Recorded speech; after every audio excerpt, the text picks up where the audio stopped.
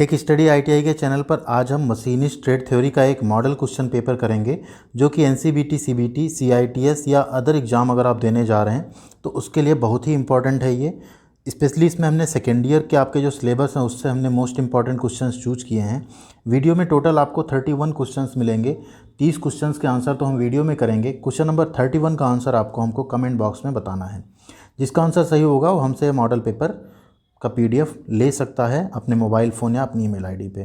तो आइए question answer session शुरू करते हैं। इसका क्वेश्चन सारे इंग्लिश में होंगे, उसको हम लोग हिंदी में भी समझेंगे तो आपको समझने में कोई दिक्कत नहीं आएगी इतनी, क्योंकि आपका जो सीबीटी एग्ज़ाम होगा वो भी आपका इंग्लिश और हिंदी में ही होने वाला है।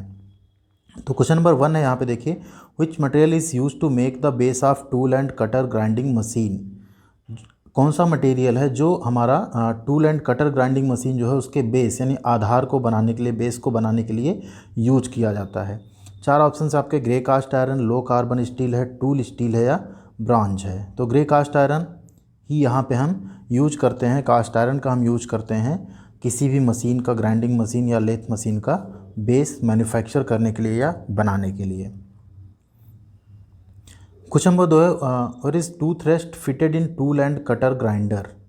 जो टूथ रेस्ट है वो टूल एंड कटर ग्राइंडर में कहाँ पे फिट होता है, किस जगह पे फिट होता है। टूथ रेस्ट अटैचमेंट पर, इन बिटवीन सेंटर्स यानी दोनों सेंटर के बीच, टेल स्टॉक में या कॉलम में। तो जो टूथ रेस्ट होता टूल आपका टूथ रेस्ट होता है वो फिट होता है आपका टूथ रेस्ट अटैचमेंट में। क्वेश्चन नंबर 3 है यहाँ पे, which is the shape of grinding wheel used for sharpening milling cutter and reamer.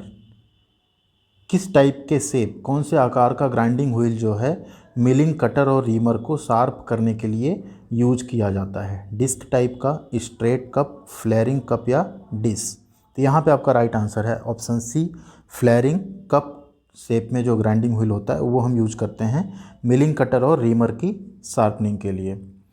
Question number 4 है, which attachment is designed for holding work to any desired compound angle.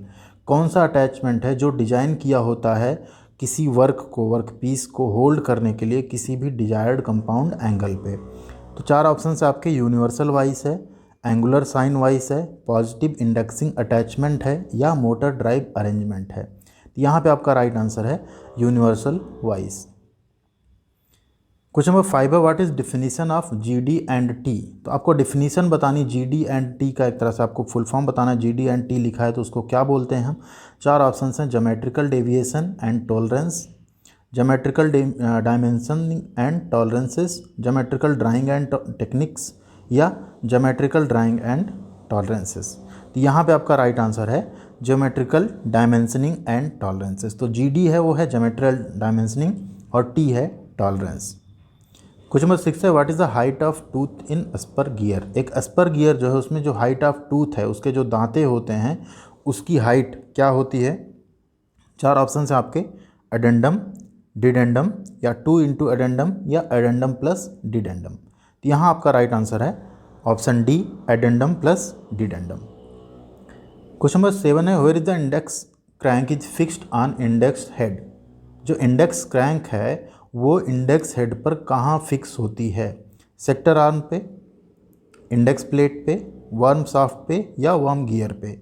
यहाँ पे आपका right answer है option C, worm shaft.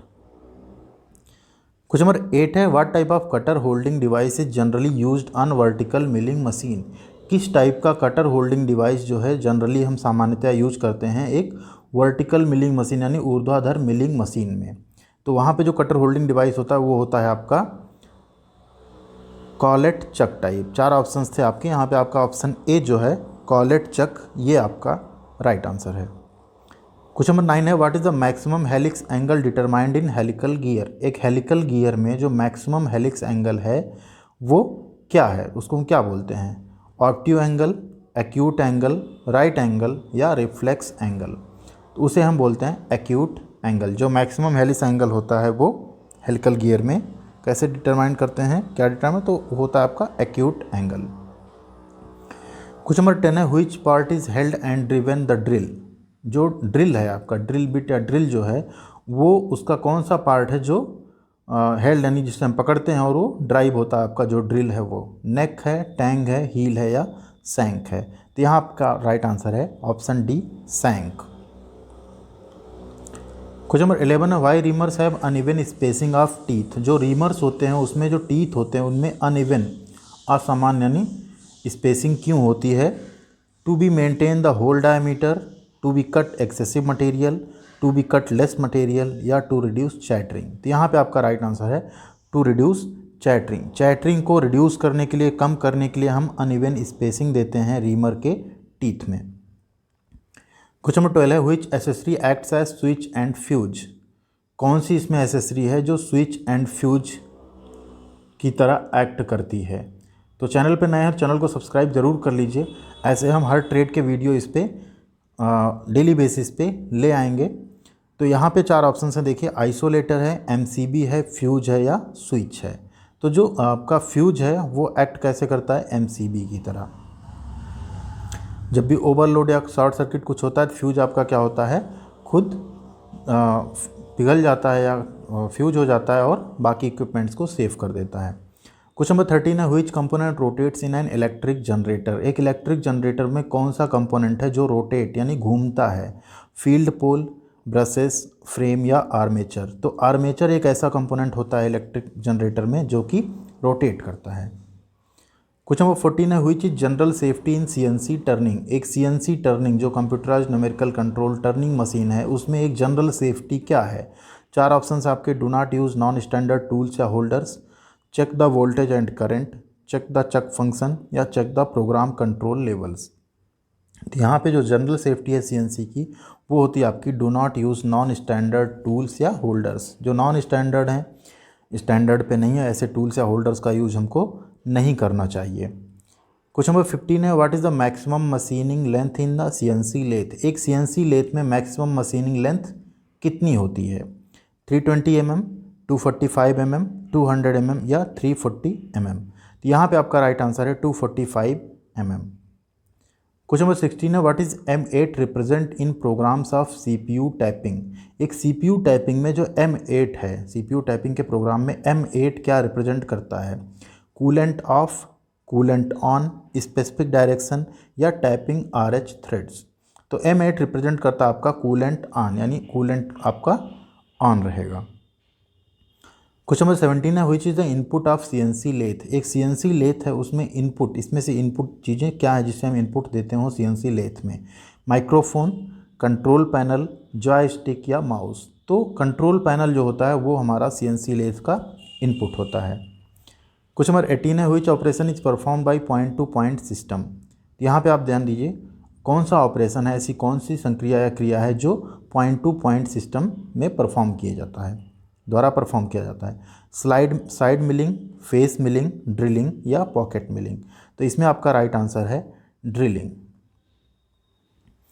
Question number 19 है which motor used for table movement on CNC milling. एक CNC milling machine में जो table movement है उसके लिए किस तरह का मोटर हम प्रयोग करते हैं? Spindle motor, hydraulic motor, coolant motor या सर्वो मोटर। तो यहाँ पे आपका राइट आंसर है सर्वो मोटर। जो टेबल मूवमेंट होता है बहुत ही प्रिसाइज होता है तो वहाँ पे हम कौन सा मोटर यूज़ करते हैं?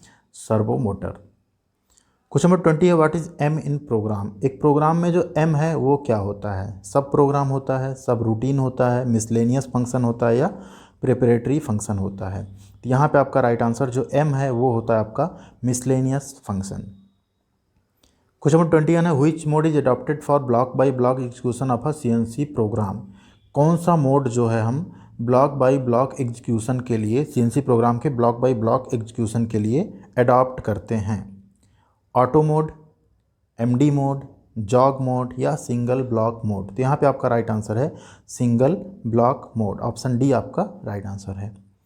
क्वेश्चन नंबर 22 है which knob is use to stop the machine suddenly. कौन सी नॉब है, कौन सी ऐसी स्विच या नॉब है जो मशीन को सडन अचानक स्टॉप करने के लिए हम यूज करते हैं? Feed rate override, spindle stop, cycle stop या इमरजेंसी स्टॉप। तो यहाँ पे आपका राइट आंसर है option D emergency stop. Question number 23 है which is an advantage of CNC machine. एक सीएनसी मशीन का एडवांटेज यानी लाभ क्या है? High accuracy, initial cost is high, more expensive या productivity depends upon on the programmer. तो यहाँ पे हाई एक्यूरेसी यानी इसमें शुद्धता आपकी जो होती है, परिशुद्धता वो बहुत ज़्यादा होती है, ये इसका एक सबसे बड़ा एडवांटेज है।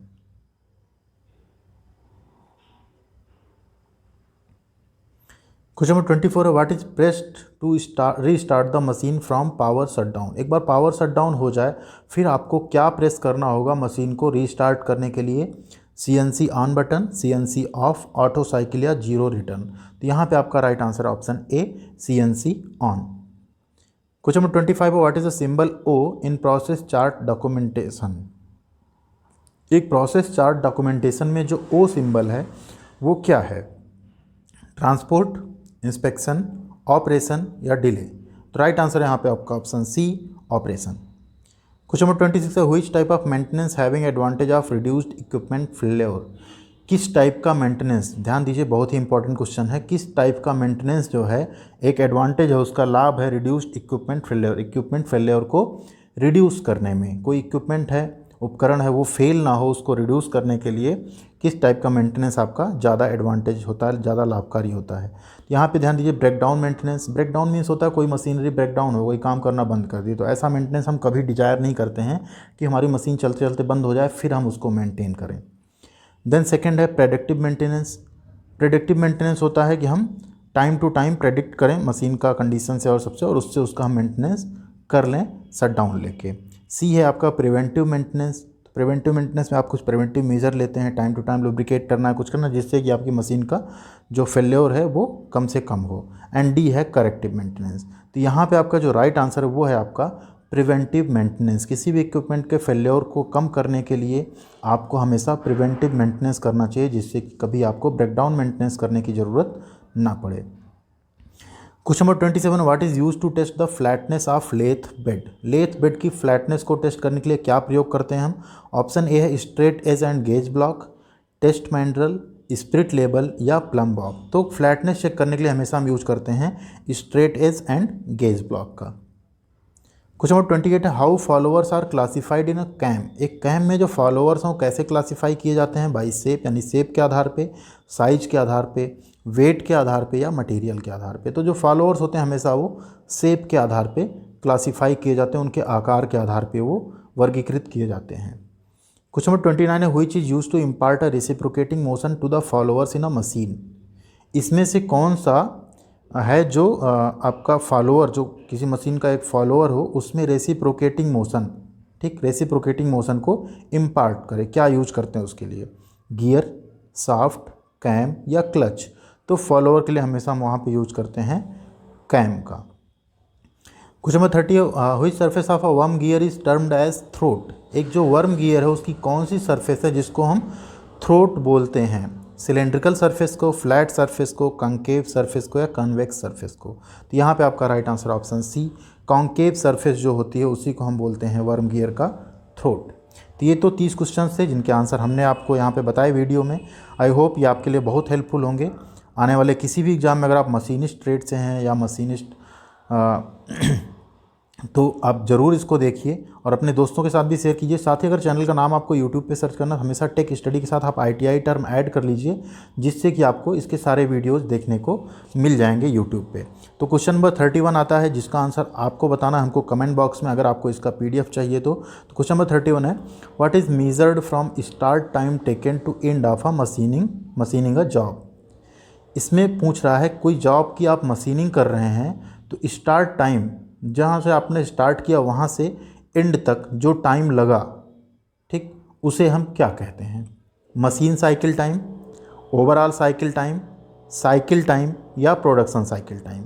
तो आपको बताना है कोई जॉब आपने स्टार्ट किया मशीनिंग करने के लिए और स्टार्टिंग से लेके एंड तक जो एक जॉब बनाने में आपको टाइम लगा उसको हम क्या कहते हैं? मशीन साइकिल टाइम कहते हैं, ओवरऑल साइकिल टाइम कहते हैं, साइकिल टाइम कहते हैं या प्रोडक्शन साइकिल टाइम कहते हैं। तो जो भी राइट आंसर है आप कमेंट बॉक्स में हमको बताइए। अगर जिसका राइट आंसर होगा उसको हम रिप्लाई ज़रूर करेंगे। तो यहाँ पे आपको अगर वीडियो पसंद आई तो लाइक और शेयर ज़रूर कीजिएगा। साथ ही अगर वीडियो पसंद नहीं आई तो आप डिसलाइक भी कीजिएगा। आपका लाइक या कमेंट ही इस वीडियो को आगे और बच्चों तक पहुँचाएगा, प्रमोट भी करेगा यूट्यूब पे। तो थैंक यू वेरी मच और चैनल को सब्सक्राइब करना मत भूलिएगा।